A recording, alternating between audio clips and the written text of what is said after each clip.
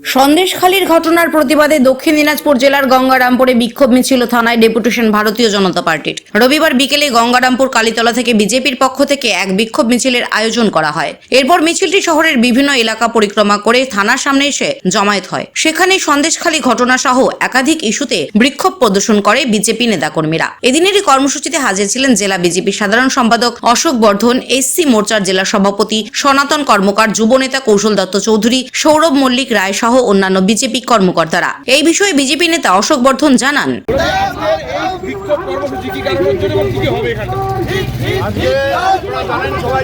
পশ্চিমবঙ্গে যেভাবে মহিলাদের উপর মায়েদের উপর যেভাবে অত্যাচার হচ্ছে তার উদাহরণ হচ্ছে আপনার সন্দেশখালী। সেখানে শেখ শাহজাহান তার গুন্ডা বাহিনী যেভাবে অসহায় মায়েদের এবং মহিলাদের উপরে যে অত্যাচার করছে সেটা আমরা টিভি মিডিয়ার মাধ্যমে সমস্ত কথা জানতে পেরেছি। সেই ব্যাপারে আজকে আমরা গোটা পশ্চিমবঙ্গের সঙ্গে সঙ্গে আজকে গঙ্গারামপুর থানায় আজকে হচ্ছে থানায় একটা ডেপুটেশন দেওয়ার ব্যবস্থা করা হয়েছে। সন্দেশখালীর ঘটনার প্রতিবাদে বিজেপি যুব মোর্চার তরফে জাতীয় সড়ক অবরোধ করে বিক্ষোভ কোচবিহারে। রবিবার চামটা মোড় সংলগ্ন তুফানগঞ্জ কোচবিহার 31 নম্বর জাতীয় সড়কে প্রায় 30 মিনিট ধরে বিক্ষোভ দেখায় তারা। অবরোধের জেরে যানজটের সৃষ্টি হয় এলাকায়। ঘটনাস্থলে পৌঁছে তুফানগঞ্জ থানার পুলিশ অবরোধকারীদের সরিয়ে দেয়। গ্রেপ্তার করতে হবে এবং দৃষ্টান্তমূলক শাস্তি দিতে হবে। এই 500 টাকার বিনিময়ে মহিলাদের শ্লীলতাহানি, ইজ্জত, সম্ভ্রম আমরা নষ্ট হতে দেব না।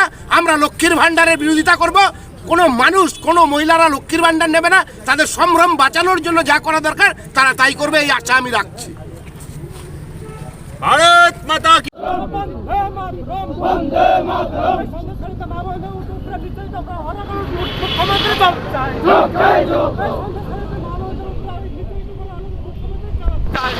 পশ্চিমবঙ্গের সাধারণ মানুষ আপনাদের পাশে আছে।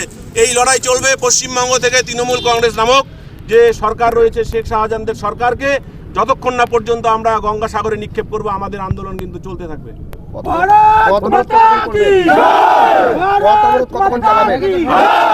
পদ অবরোধ, আমাদের পদ অবরোধ চলতে থাকবে, আমরা দেখছি। এবং এই পদ অবরোধের মাধ্যমে আমরা একটাই বার্তা দেব, আমরা আছি, আমরা আজকেও আন্দোলন করছি, আমরা প্রতিদিনই আন্দোলন করব যতদিন পর্যন্ত না মূল অভিযুক্তরা গ্রেপ্তার হয় এবং যারা নির্দোষ, যাদেরকে পুলিশ ধরেছে তাদেরকে অবিলম্বে নিঃশর্ত মুক্তি দিতে হবে, আমরা দাবি জানাচ্ছি যুব মোর্চার পক্ষ থেকে। ভারত মুখ্যমন্ত্রী জবাব দাও, জবাব দেবেন না, জবাব দেবেন না, লড়াই চাই। নীলজ্জ ভাই হারমাত বাহিনী শেখ শাহজাহান এখনো গ্রেপ্তার হলো না।